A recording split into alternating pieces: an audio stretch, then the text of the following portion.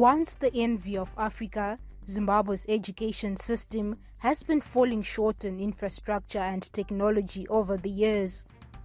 Government fiscal funding has not been enough to finance development in schools, especially in rural areas, to enable them to reach world standards. Zimbabwean legislators hope that a bill that provides for outside fiscal funding for education will be the solution. Most of the money that the ministry gets from Treasury, it goes to employment costs. So with the coming of this bill, this would actually assist in the provision of quality education. When we are talking about quality education, we are talking about a number of things, such as learning and teaching material. We are talking about the infrastructure in schools, where we are talking about classrooms.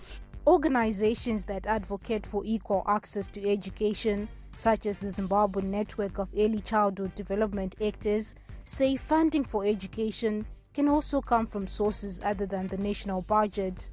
This may include export of Zimbabwe's minerals, tourism, among others.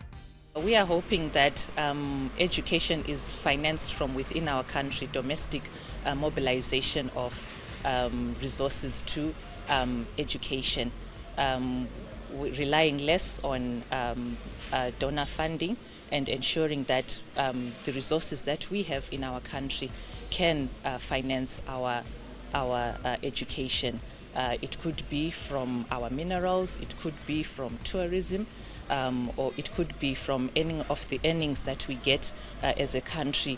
The Zimbabwean government seems to be embracing the idea of outside fiscal funding of education. The country has a schools deficit of over 2,000, and more funding into the education sector will allow for construction of new schools. You are aware that we, as the Ministry of Primary and Secondary Education, have a deficit of upwards of 2,000 schools. We would like to construct more schools. We would like to rehabilitate existing schools. We would like to ensure that all our pupils do not walk long distances for them to acquire access to quality education. So this bill is going to help us do that.